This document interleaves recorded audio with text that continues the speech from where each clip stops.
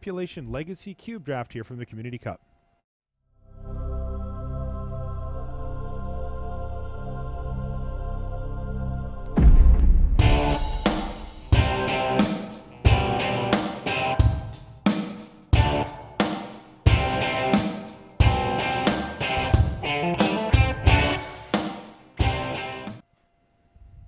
Hello and welcome to the coverage of the Magic Online Community Cup. Marshall Sutcliffe in the booth with Matt Tabak. Well, here we are. This is a big showdown here, Matt. Yeah, this is round 3 of our Stipulation Legacy Cube Draft. Right. And we've got Maria Bartholdi from the community team on the right with the snazzy jacket there and the cool hair. The other guy. Less snazzy jacket. Not a snazzy jacket. Not as cool hair. Not as cool hair. That's Aaron Forsythe, though he is the senior director of R&D. Handsome guy. The brilliant, big boss. Handsome guy. Some of you may know that he is my boss's boss's boss, but let me tell you, this man, I have nothing but good things to say about him. Really, the Wizards team, we got the best of the best in Aaron Forsythe, and we put 7 other randoms around him. I mean, quality competition on both sides here. Let's take it to the game. All right, so let's get down to the game here. Now, Maria, what was her stipulation again? Her stipulation was horrible marksman, so nothing in her deck is going to have the word target, nor is she going to have any auras or equipment. Now, this lends itself to a ramp deck as sort of the main strategy we've seen from both players who had this. It was Turian and her. Now, on the other side of the battlefield, she's facing down Aaron. What was his stipulation? Aaron had an alphabetic stipulation. All you need or Mize, every card in his deck, except basic lands, had to be starting with the letters A through L or the letters M through Z. And, of course, we can see... He's gone with the latter. Right. In Aaron's deck, there's Maloku. There's Spell Pierce, obviously the latter side of the alphabet. And as we predicted, Maria's deck, Avenger of Zendikar, Wormcrawl Engine... Looks real rampy to me from here. Seems kind of rampy. Wood Elves, some classic ramp into large monsters and beat Aaron in the face. That is the idea. Now, from a matchup perspective, I would say that this favors Aaron Forsythe in that he gets to be the lean blue deck that counters the big stuff, lets you have the ramp spells. But it doesn't always play out like that. Sometimes the threat density from a deck like what Maria's playing is great enough that she can just overpower the counter spells and such that Aaron has. Yeah, we certainly see some elements of control, that those early spells you were talking about, like Negate. I mean, there's a Negate, a Spell Pierce, and a Vendilion Click already. Yeah, so that's going to allow Aaron to effectively manage a lot of Maria's early and late game threats. Another one to consider here, too, in this blue-green base deck here from Aaron is that Song of the Dryads up there. That does take care of some of the type of threats that Maria can put forth. Right, ones that the blue part of Aaron's deck would otherwise have a hard time dealing with. Exactly. Stormbreath Dragon is a nice one there. That looks like to be her first big threat, though. Aaron's going to get a little look here. He's going to play Vendilion Click on Maria's draw step, target her, and get an idea for what she's trying to ramp into. You know, this is a good time to do this for Forsythe. He's got the 3 mana available. It's the most efficient use of his mana for this turn, and the cards that she can play that cost 4 mana start to get pretty scary pretty quickly. There's planeswalkers, there's really powerful creatures, so he wants to make sure that that's not what's going to happen this turn. And as it turns out, it's not. She's not playing anything super scary this turn, but he's got to worry about a Stormbreath Dragon, a Wormcoil Engine, and an Avenger of Zendikar. That Spell Pierce not looking too hot in his hand here. Same thing with the Negate. Right. I'm not sure what Aaron's going to choose here. It is an interesting decision he's got to make. The Stormbreath is the most immediate threat, but he can Song of the Dryads that. Yeah, it looks like it was Stormbreath Dragon. That's the first of the large threats, so that makes sense. And it's turned out she drew into a land, so she's going to be able to play a Wood Elves here. Or if she wants a Fauna Shaman, though, I would think that Wood Elves would be the play, as she's already got threats. She doesn't need to go search those up. She just needs to be able to cast them. And there's the Wood Elves. That, of course, is going to get a shuffle of her library as well, so that Stormbreath Dragon that was on the bottom is now going to be floating around and perhaps ready to be top-decked. Right. Oh, and she can play both of them this turn as well. I forgot about the Caryatid, so there we go. Reclamation Sage off the top for Forsythe doesn't look too hot here either. He's got some reasonable answers in his hand, just not for the things that Maria's doing. Right, so Aaron knows that Maria's going to hit 6 mana next turn. The large threats that he's already seen in her hand, and now, of course, with the Fauna Shaman, she's going to be able to find more if need be.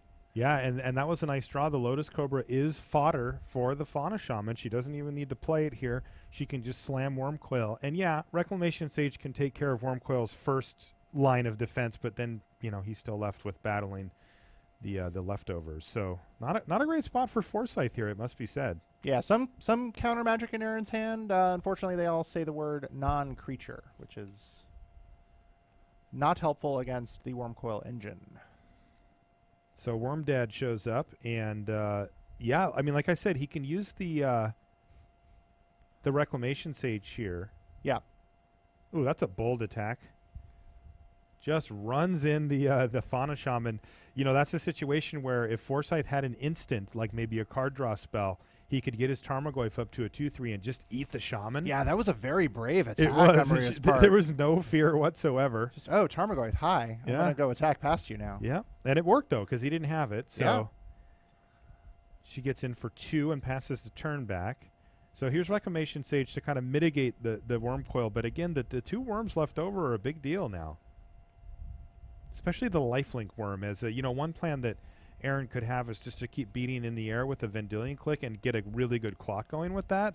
But now it's not a really good clock because the Lifelink Worm can just attack, and it nullifies the attack from Vendilion Click. Well, one nice thing is that because an artifact creature died, that worm, Tarmogoyf now bumped up to 3/4. It picked up +2/+2 on that exchange. Right, so now the Lifelink Worm just doesn't get to attack. That's a great point. I was thinking it was going to be at 2/3, but yeah, Artifact is satisfied and Creature is satisfied, Sorit. So now, Death Touch very much still in play. That the Death Touch Worm can run into Tarmogoyf with little fear. How do you feel about Avenger of Zendikar? Oh. Well, we're coming up on the Battle for Zendikar pre-release, so that seems timely. I love me an Avenger for Zendikar. Man, that card is so good. It's big, and it brings plants. Hi, I brought plants. That's the kind of card I want to ramp into. The kind of card I don't want to ramp into is one where if I'm getting beaten down by, let's say, a white weenie deck or something, where I finally ramp out my creature, and then it doesn't matter. Right. I can block my one creature and take 12. Exactly. Yeah. Which is what I really like about how Maria's built this deck is, like, look at the 2 big fatties she's played. Wormcoil and Avenger. Both of those fit the criteria of you don't... Oh, no. Aaron Forsythe, everybody. Opposition. So the Forest of Zendikar appears now with Song going on the Avenger. Yeah, so what he's done is he's ensured that those plants will just stay O1s and he's not going to get swarmed. And then next turn he can play Opposition, start locking down any of the bigger threats, and he's just going to be able to clean up in the air with Vendilion Click most likely. Yeah, Aaron under a bit of pressure here, mana-wise, could certainly... Oh, no. Oh, no. So now we've seen this card before. That changes things. Here's Crater Hoof. When in doubt, Matt Tabak. Yes. Hoof 'em. Hoof 'em. We have emerging themes here at the Community Cup, and foremost among them, Hoof 'em. Look at Maria. Stone-faced as she slams Crater Hoof, which I think just wins the game on the spot here pretty easily. Probably. And that is going to do it. And there's a smile from Maria. Let that smile fly. That was a solid turn. That draft was, that was a good draw. Was amazing. That was a very good draw. Like, I'm pretty sure that if Forsythe gets to untap there, he's going to be in a very good position, and no, he got hoofed instead. Yeah, it's Maria was like, "What should I do here? Hoof 'em? Hoof 'em is good. Hoof 'em ? Turned into hoof 'em ! And that ended the game. Absolutely. So Maria is ready for game 2. Aaron's still doing some sideboarding.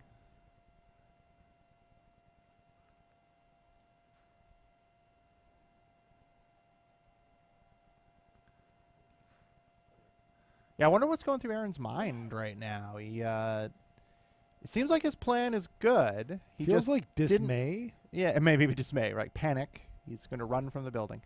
It seems like his deck's plan was solid. He just didn't really get the mana production he needed to be able to really take control. Yeah. Also, the Spell Pierce and the Negate kind of rotted in his hand. Yeah. If we turn those into, say, Mana Leak and Counterspell, right, he wins. Sure. Now you don't get a Spell Pierce and Negate at the same time in the draft that you do a Counterspell. Of course. So here we go, ready for game 2. Jumping back down to the feature match area here. Take a look. And these look like a good hand here for Maria and not a very good hand from Forsythe. Looks like Aaron started with 6. Indeed. Which is a fine opportunity to tell everyone that we are playing using the new mulligan rule. Good point. If you guys have not heard about this, there's a change coming, starting with the Battle for Zendikar pre-release next weekend. A little adjustment we made to the mulligan rule, hopefully to make your draws a little smoother. If you do mulligan, if you start the game with fewer than 7 cards, you can, before you get going, scry. Look at the top card of your library and then either put it back on top or put it on the bottom. So you get a little help if you're starting out down cards. Not as good as starting with 7 cards, but a little help for players out there. So that rule change is coming at us next weekend, starting with the Battle for Zendikar pre-release, but we do have it live for this event. Which is great. I know that, on the coverage team, we're prone to do a draft or two after we're done with our duties. Oh, is that what we do here? Yeah. Oh, I can't wait. We've been using the rule. Yeah. The Vancouver Mulligan, we decided to do it a little early. We wanted to figure out what it was like to play with it. I'll tell you something. In Magic R&D, we also draft every once in a while, and we've been using it also. Hey. So it's a great change. It looks like we've gotten pretty much universal positive feedback on that, so we're excited to have that for players starting next week. Don't do it today in the tournament. The judge will look at you funny. Yeah. All right, now this is getting interesting. So Forsythe has drawn well. He just peeled an overgrown tomb off the top, which gives him a Theomancer on the battlefield. He decided to kick things off creature-wise. He could have played the Shardless Agent, but instead he's going to get his beatdown on with Serendib Ifrit. Shardless Agent is a fascinating inclusion. I wonder, I know we saw some counter magic in the 2-drop slot last time. I wonder what goodies Aaron has in store with that play. We see. Ooh, are we going to see Tooth and Nail to put Kozilek into play here? I see Kozilek and Chameleon Yes, Colossus. and 7 mana. 1, 2, 3, 4, 5, 6, 7. Maria has what we call a plan. I love this plan. You get. Jeez, she is. Wait, what is she thinking about? Don't laugh at him. She's thinking about laughing at him. I think she might be laughing at Aaron here. And it looks like Nacho person is... Nope, he's gone now. Can we bring him back? He was fascinating. No. Now, Maria might be laughing at Aaron. I, of course, would never laugh at Aaron. Maria has the advantage of Aaron can't fight. Oh, she went small. She did go small. Yeah, I just cast the Chameleon Colossus. Not thinking big enough. Not thinking big enough. But I mean, Chameleon Colossus is a large threat. Don't get us wrong. That is true. It's a conservative play. It also gets by the Theomancer and Snake Friend quite cleanly, as it's got protection from black. So we do see the Shardless Agent into Waterfront Bouncer. A fine control card for Aaron. It's a spell shaper that if you discard cards, you can return target creature to its owner's hand.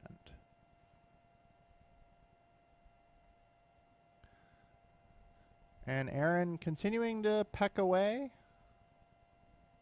That's a pretty easy block for her. It's also an easy attack for Aaron, as he's just going to get that snake back anyway. Yeah. And maybe she doesn't see it, right? Oh, she shuffles away Kozilek. Okay, Maria's on a different plan She here. is on a different line here. I mean, she could be thinking about trying to just entwine Tooth and Nail, in which case Kozilek is just fine being in the library. Yeah, Tooth and Nail is one of those cards where you see it in action entwined, and it's so impressive that it's really easy to lose sight of the fact that you don't have to entwine it. It does really good work on its own. In fact, right here it would be great again if she just put both of these creatures into play. She would be getting 13 mana for her 7. She's going to stay conservative here, though, and play the Hornet Queen again. Yeah, no. I mean, she's still advancing her game plan in a very meaningful way. Waterfront Bouncer for Forsythe. Yeah, no shortage of massive threats in Maria's deck. So even the conservative line ends up being an aggressive one. So yeah, it is funny to describe the conservative line of, oh, she's only going to cast a Hornet Queen this turn? Right. Oh. I was hoping for Hornet Queen and Wormcoil Engine and Kozilek. And Nachos, if we can get that guy back. Oh, no, he's gone. It looks like he left, yeah. All right, so it looks like Forsythe is flooding out a little bit. He can play Anissa Worldwaker here. But he can't do that and leave up Waterfront Bouncer. Obviously, the Hornet Queen, not a great target for the bouncer. He's going to continue to chip away. But it looks like Maria's in a really good position here. Yeah, and it looks like Forsythe has decided not to cast World Waker, but instead leave up the mana to use his Waterfront Bouncer. Yeah, Maria's just doing things the good old-fashioned way here, and she is building up her mana to Entwine Tooth and Nail as well, so she's kind of having her cake and eating it too. Yeah. Not a whole lot of great options for Aaron with the Waterfront Bouncer. He's got a couple of lands in hand, so activating it, not a problem, but coming up with quality targets, a bit more of an issue.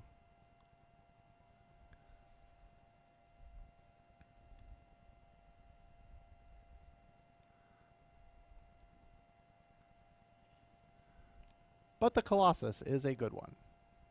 She's certainly, or Aaron's certainly not going to bounce the Hornet Queen. No.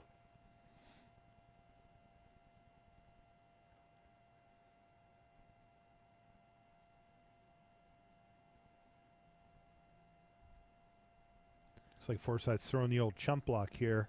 Yeah, Charlotte's Agent gets thrown under the bus known as Chameleon Colossus.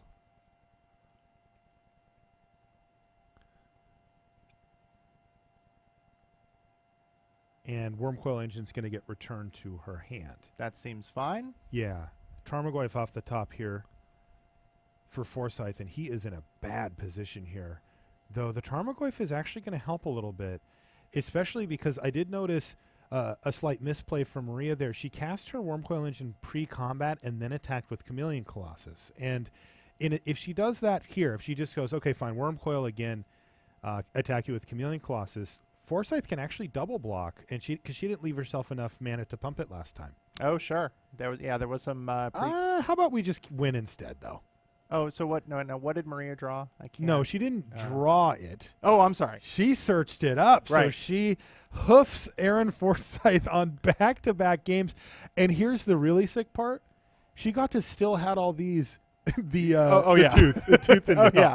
Oh, I had this other. Didn't thing need too. it. She just didn't need it. And a high There you five from go. both of our players here. A fine show of sportsmanship from Aaron. Immediately jumps to Twitter to report that The game. thumping that he just received. The thumping. There was some hoofing him. Wow. She hoofed him. That- She's just gone. She back-to-back hoofed him. Right. Yeah. Welcome back to the booth here in Renton. We're here for the Community Cup. It's a fun event. This was a Stipulation cube draft that we just wrapped up. Let's head over, though, to the red zone where Brian Dave Marshall has some more highlights for us. We've got more from round 3. All right, so last round we talked to Adam Staborski, who is 2-0 as the Modern Mage. So he could only draft cards. This was a Legacy Cube draft. He could only draft cards that were in Modern. His opponent this round was Sam Stoddard, another Modern Mage. Oh, so we're going to get Modern to see, fight. Yeah, we're going to get to see a Modern fight here. This is game 1. And Stromkirk Noble is the lead for batting leadoff for Stoddard. Gets in, becomes a 2-2, and then a Young Pyromancer, a Modern staple. Merfolk Looter's like, kind of like hanging out in AA in Modern. Now it's hanging out in the graveyard. Flame Slash. So respect. The Noble's up to a 3-3. Frenzied Goblin, Grim Lavamancer. This What is happened? So, this is where you're supposed to draw your Pestermite, Stibsy. All right, Remand a Gorehouse Chainwalker. Can he find a way out? Oh, there's a Deceiver Exarch. Now, have you seen his deck, BDM? Yeah. Because that's what he's doing. Yeah. We saw him do it on turn 4. So Deceiver Exarch, he's going to fall to 4. Can he win here? So his Totally. Does he have Splinter Twin? Do Oh, it, he Stibsy. doesn't. He doesn't. So that Oh, he game scooped him goes up. to Sam Stoddard. Let's take a look at game 2 between these guys because, let's see. Here we so go. much drama on that. Like, does he have it? Well, yeah. That's how Splinter Twin works, yeah, right? yeah.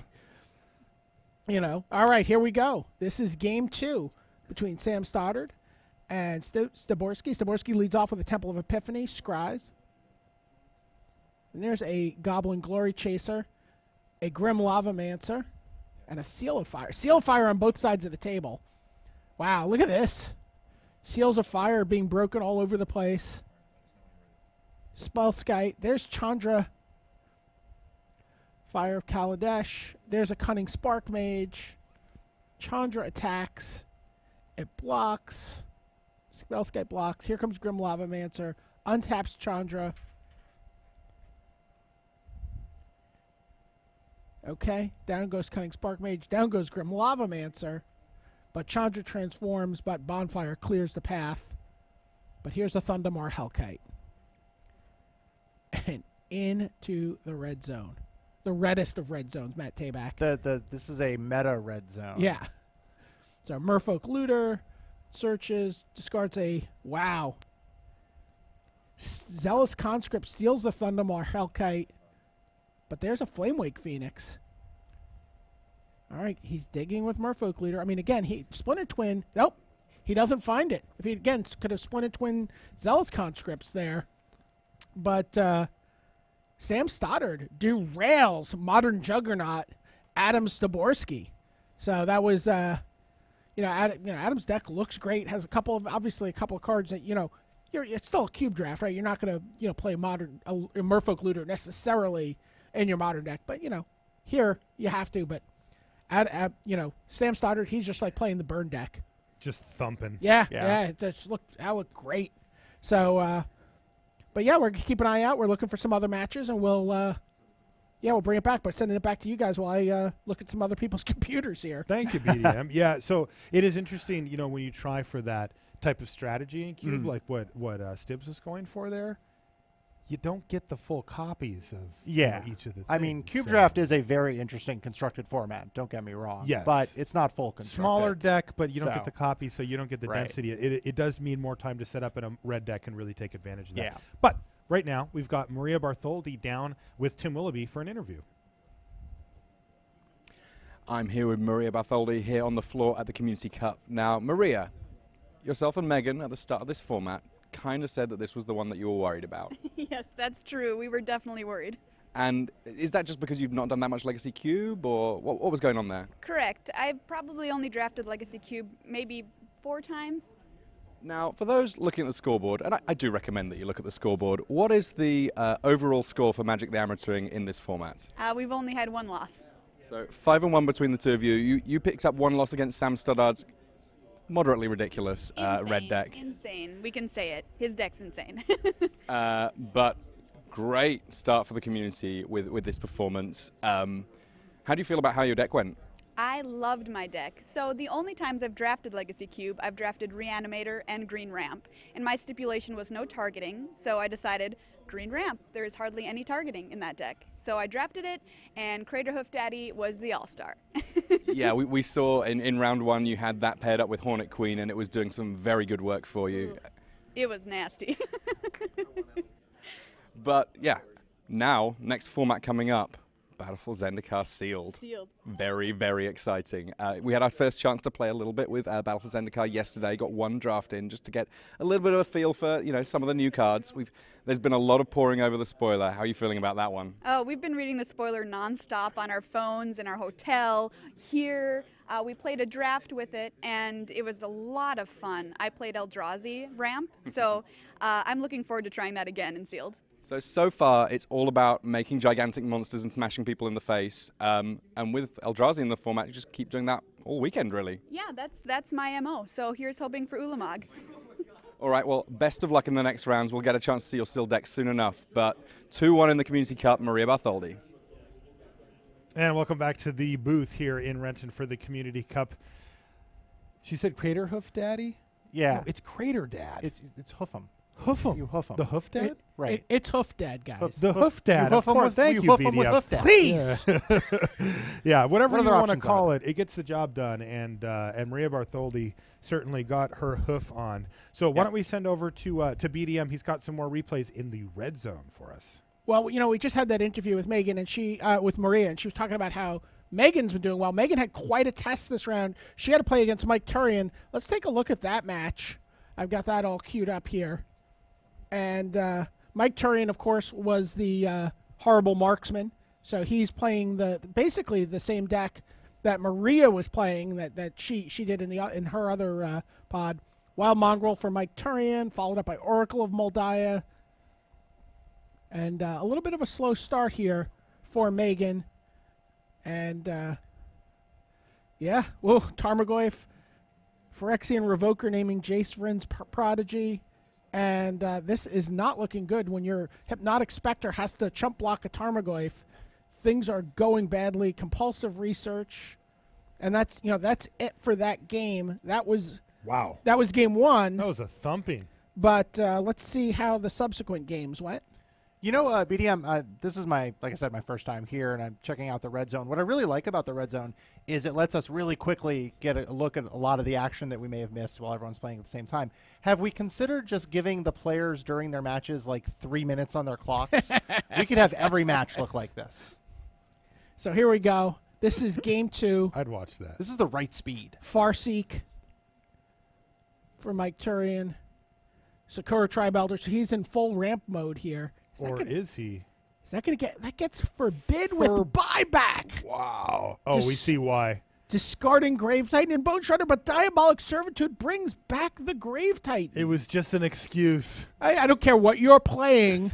I am going to forbid it with buyback because I'm reanimating my Grave Titan. This is unreal. Fauna Shaman, Morari's Wake. So that is a ton of mana if he gets to untap. He has to block here or die. Yeah. Oops. I guess he he could have lived a turn there. He could have lived a turn, but he chose not to. So so that means we sets up a game 3 here. Mike says I'll go to -5 on tap. Yeah. Oh wait, yeah, what? That's I don't know. There are some cards that'll let you do that in this format. That wasn't one of them. So let's take a look here at game 3. Did Megan just hoof him without the hoof? Yeah. So Fauna Shaman getting activated here for Rofalos. There's 2 forests, I guess. Yeah. Compulsive Research, waiting for Megan to discard. Well, she discards a Gristlebrand and a Swamp. She could have just discarded a Swamp, Oh, that's not good news for our Hall of Famer. Here's Bone Shredder. Bone Shredder's going to take out the Fauna Shaman. Search for That's tomorrow. interesting. So much ramp here. Wow, this is letting him have Rafellos? Yeah. There's Jace Bellerin. Draw a card. Chainer's Edict you. Okay. Okay, now it all comes together. Elf down, but here's a Vengevine, and it takes out Jace. 6 mana. It's a gravy train. All aboard. That card's so good, BDM. Look at Tarmogoyf just kind of like sleeping. Yeah, just not going to do anything here. That's aggressive. In comes Grave Titan. Mike's at 12. Taps all his mana. Jenna says, wait. Oh, he's got a Crater Hoof Behemoth. He can attack for 15. Megan's at 15, but she's able to just block 1 to absorb 2 points. She goes to 2, and Mike Turian's dead on the crackback here. So 6, 9, 10, 11, 12, 13. That is how Megan Wolf, Magic the Amateuring, took down a Pro Tour champion in Mike Turian. So it's a very strong play choosing not to go to -5 and then trying to untap. Hi. Welcome back. We're back. Oh, hi, everyone. Yeah, so what's happening now is the last of the matches are finishing up, okay? Okay. And so we're keeping an eye on the Community versus Wizards score for you to get an idea for what's going on.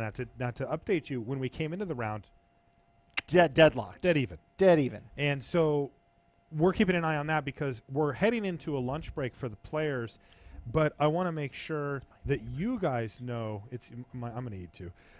What the score is as we head into lunch. And right now it's 36 points for the Community and 30 for Wizards, but this is still being updated as we go. So when we get the last one, we'll make sure to update you. BDM, you got something else queued up for us in the red zone? I do. You know what? We've watched Worth Wolpert and his creatureless deck. A couple times now. Deck looks incredible. He was matched up against Jimmy Wong this round. Jimmy, who was knitting together his world. That's right. He had World Knit, so he had to play every card he drafted. He got to add Vivid Lands as needed, and you could see one of the cards that he drafted was a Pack Rat. Nice. So that's pretty good. Makes a Pack Rat. Oh, but We're gonna that repeal the doesn't pack really rat. do what you want still. Yeah, it's not great, but you know, I guess Worth needs to maybe dig for some cards here. It's just discards a Sheldred to make a pack rat here. That could also be a little scary. Well, not against the no creatures deck. Yeah. Well, it's less scary. Let's put it that way. less scary. So there's Forbidden Alchemy for Worth Walpert, but pack rats are just gonna keep on coming. And look at this, just rumbling in for 8. And that's game 1. I don't know what. Really? He Yeah. can cast any spell in his whole deck, and he just casts pack rat every turn. There's a very small window to deal with pack rat. If you can't take care of it right away, they just start. That is not spreading. how that deck's supposed to work. The World Knit deck has to play all their cards and can cast any. He just went pack rat Right. kill you. Oh, I'll play all my cards. Oh, including pack rat. Yeah, we got game 2 queued up here. They start spreading, and it's just go pack rat go. Nah, it's not. I know what you did there. Yeah, I know what you're trying to do. You're not there. allowed to do that. Pack rat Yeah, go. it's much more likely that we're going to see bears be Hello. played here. Wait a minute. All right, so How there's about Jace Bellerin from Bellerin? Worth Walpert, but Devil's play with a little help from an Overgrown Battlement to take it down. Worth must have been so happy to draft a Mind Stone. Why? He just loves He's a loves Mind that Stone card. He player. loves that card. Yeah. Oracle of Moldiah gets taken down with Chain Lightning, but there's a Kiln Fiend for Jimmy Wong. So again, he had to play everything. So even a card like Buried Alive, he had to play it. Puts Gristlebrand, Elish Norn, and Sheldred the Whispering One in his graveyard. Oh my gosh. And there's Karn.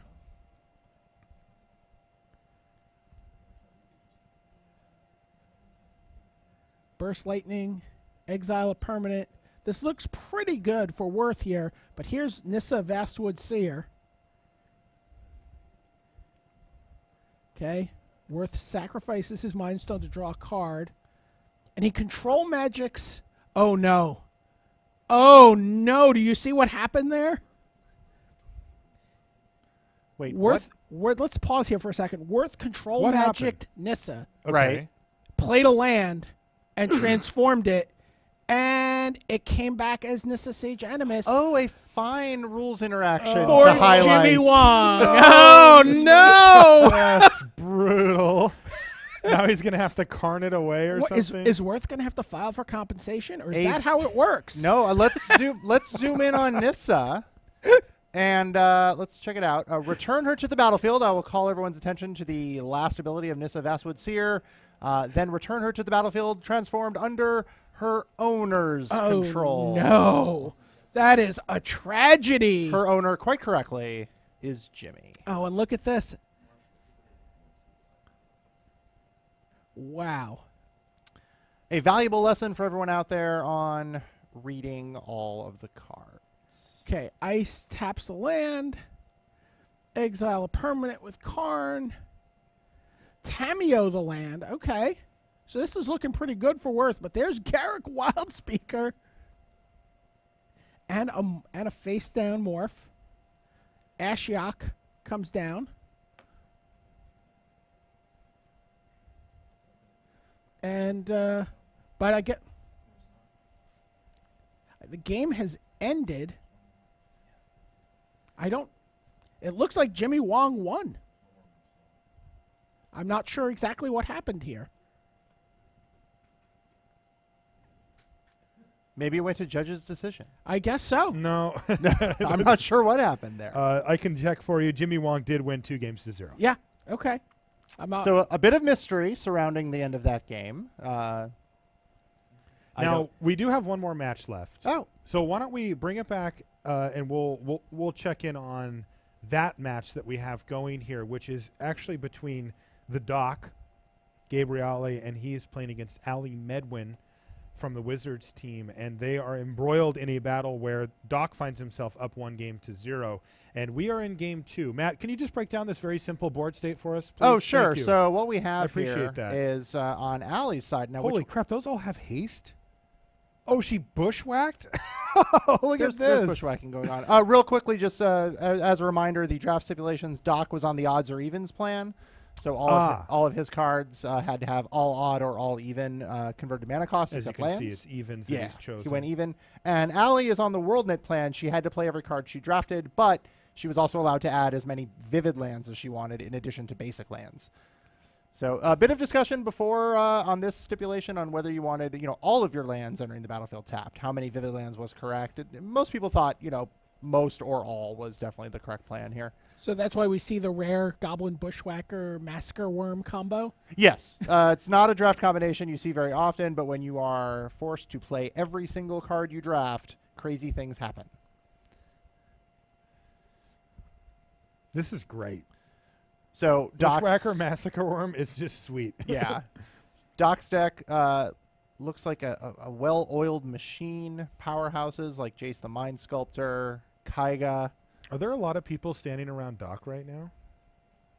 I know, I'm curious. This is the kind of match where when it's the last one, you'll often see a lot of players huddled around. Yeah. And, it's a fun event. We encourage these teams to help each other out. And, if your match is done, go help a friend. Some of them take that advice to heart. Others go get nachos. It's a... You know what I would do. Yeah. It's, who needs friends? Right. When you have nachos. Right. All right. So Jace the Mind Sculptor seems pretty reasonable here. He is going to return the Massacre Worm to hand. But this turn just doesn't quite pan out unless he hasn't played a land yet. If that's the case, then he can play Dungeon Geist to keep Olivia Voldaren at bay.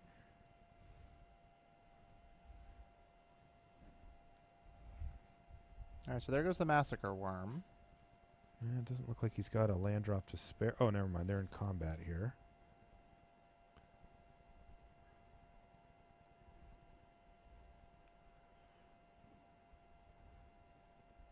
Yeah, he could just Kiora. I'm assuming he hasn't played a land yet. No, I was wrong. He had already played a land. Okay. Well, that's a tough spot because now Jason Mind Sculptor is going to die, and he basically just got the Massacre Worm off the table for a moment. Can he use Miscalculation effectively here? Yes. So that's his plan, is to Miscalculation on the way back down. He's going to have to lose Jace to do it. Indeed. And this is a tough spot with the... Olivia Voldaren can really take over a board state. Kiora is going to do a decent job of mitigating that, but... Yeah, and as planned, Massacre Worm tries to come back, but there was a miscalculation. Ooh, Day's not a great draw here for the Doc. He is up a game, though. Game to spare. Allie Medwin, digital editor, does a lot of work on Magic Online. She is at least partially responsible for all the awesome text and prompts and flow, and she does lots of good work. Text prompts? Text prompts, how cards play. She does a little bit of everything. You mean basically all the little things that we never actually consider but that matter? Yeah. You UX things. She's one of those forces behind the scenes. UX? You just assume everybody knows what that means? Oh, yeah. Is that how you do that? I don't even know what it means. I heard somebody say it. You're just throwing around terms? No, I heard I could sound... global efficiency. Yes, we are leveraging synergies here at Wizards of the Coast, and we thank you for coming along with us. Meanwhile, Recurring Nightmare just brought back a Massacre Worm. Talk about leveraging synergies. Oh, yuck.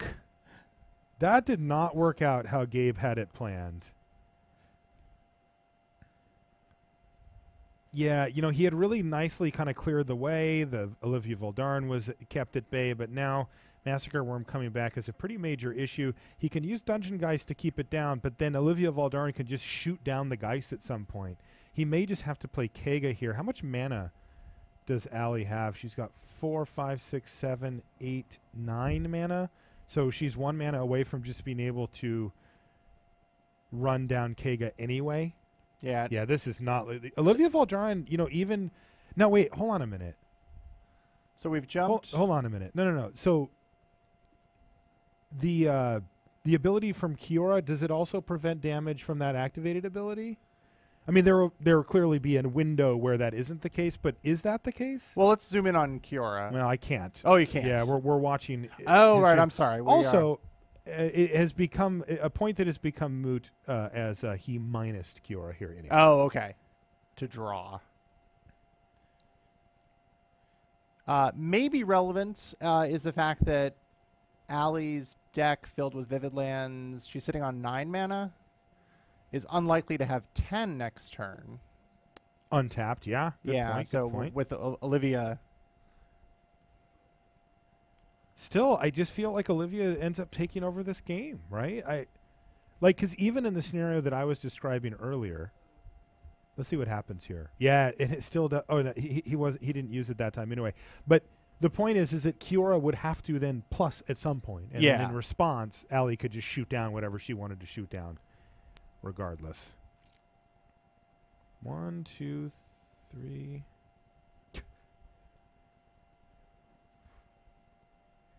Yeah, just used Olivia's He just vampire stole it. ability Just to stole it. steal Yeah. steal Kega. Yeah, so basically what she did is she planted the seed, got a little bite. She bit it. Yeah. Right. And And then Kega grew enthralled some it. fangs and then was like, hey, come over here on my side. And By that the actually way, worked. and then I'm going to use my recurring nightmare to sacrifice your Kega to steal your dungeon guys. Allie Medwin just doing it dirty here. That is mean.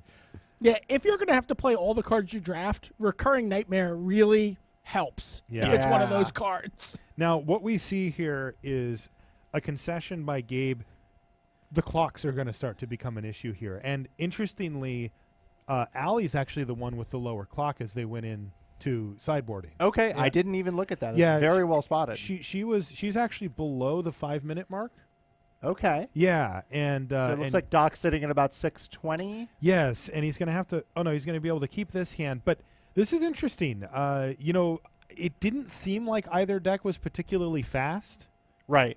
So this clock thing could be a major issue here. We're going to keep an eye on that. You can see it in the upper left-hand side of both of the players' box on the side there. Wait, So before we get too deep into this, I found out what happened in that match with Worth and Jimmy Wong. Oh, Okay. what did happen? Worth there? misclicked and tried to use his Karn on Jimmy's Planeswalker, but it didn't register, and then clicked to activate his Tameo and actually Karned exiled, Tameo. Karned his own Tameo, and then went to go find someone to yell at. Worth, please. Worth, if you need to file a compensation request, let us know. We can help you there. But yeah, one of We will need the game ID number. Right, we need the game ID number. That's one of the realities of digital gaming. Is sometimes you don't always click on what you want to click on. So You don't always click what you want. yeah. You could try But sometimes. sometimes is that a song? Yeah. You should have sang it. Oh, yeah. No, I should not have. All right, so Remand gets some value. Impulse is finding stuff. It looks like Solemn Simulacrum's ready to hit the battlefield here. Jace the Mind Sculptor could hit. All right, it's just Jace time. It's always Jace time. Yeah, I guess so. Find some stuff to do. I mean, the thing is that Doc's deck is a little light on action, right? Like, he plays a Jace this turn because he didn't have anything, more directly applicable. And now what's his play next turn? Master of Waves? That's pretty good. But you got to figure that Allie's going to have some way to deal with the Master of Waves. Ooh, Baleful Strix. as we watch these early. I would be tempted to just play a Dungeon Geist here. Maybe it's greedy. Oh, look at this. He's going to Fate Seal. Do you want to put Overrun on the bottom of their library? No, that's okay. You can Overrun keep that. seems good. Yeah. Go ahead and draw that. Yeah, I kind of like this play. Another play, even greedier than that one, would have been to Sower of Temptation because you get an additional elemental off of your Master of Waves Oh, the turn nice. after. I like that. But here you get an extra power in the air. Oh, Dreadbore from Alley takes down Jace the Mind Sculptor. But now he can go Merfolk Looter and Master of Waves. Doc putting on some pressure. The specter of the clock is looming over Allie's shoulder right now. She's Absolutely. inside of 4 minutes. But this is huge pressure from Doc. This is about the most potent play that he can make, Yeah. at this stage of the game. That's an awful lot of power. Yeah, he's added 10. He actually added 11 power to his battlefield that turn. Kind of importantly, Allie hasn't added any mana to her battlefield. No. You'll see that Allie has 61 cards left in her library. She was forced to play all of the cards. There's a Jace, and I got to say, guys, I think that that Doc is going to run away with this thing. This one looks about over to me. Yeah, Allie is certainly feeling the sting of all her lands entering the battlefield tapped. What do you mean all her lands? The one she All played a three while of them? ago. Well, potential land number 4 also likely to be tapped. So, All right, he's going to rumble with all of the elementals as well as the dungeon guys, and if she doesn't find something dramatic next turn, this it would thing have is to be done. a colossal turnaround here. Yeah, I mean, there are draws like a card like Anger of the Gods would not be terrible. she Toxic can't- Deluge. Yeah, Toxic Sure. Deluge would be great. Explorer Explorer. was a little lower on my list than those Yeah, other that, two. that The BDM wasn't one I named. thought of. Allie hanging Yeah. on at 6. Yeah, no, it looks like Doc is going to be able to pull this thing out now. Yeah, with only Let's red see. mana one, available. one red mana. What do we got? Can't. I mean, it can't hit Master Wave, so Firestorm, is that a thing? Yeah. that doesn't kill yeah. Master Waves either. Oh, no, it sure doesn't. Yeah, this is GG here. So it looks like a pretty well-fought battle here as both players go to game 3 and get a little low on the old clock there, but I think this is just about going to do it here as this attack looks like the lethal variety to me. We got our money's worth here, but looks Indeed. like Doc's going to come out on top. And with for lethal the- on the stack, he loots. And that is going to do Nice. it. Is that could have had all these? Yeah, he's just showing off, and he even had another loot available with the Merfolk looter itself. Sure. Or is that will have all these? Yeah. Right. All right, so that's going to do it for the round, and that means that we now have our Do we have final a score? scores. Oh, that's exciting. What do we got? And We are a quarter of the way through this event. yeah, they're working on it. So Okay.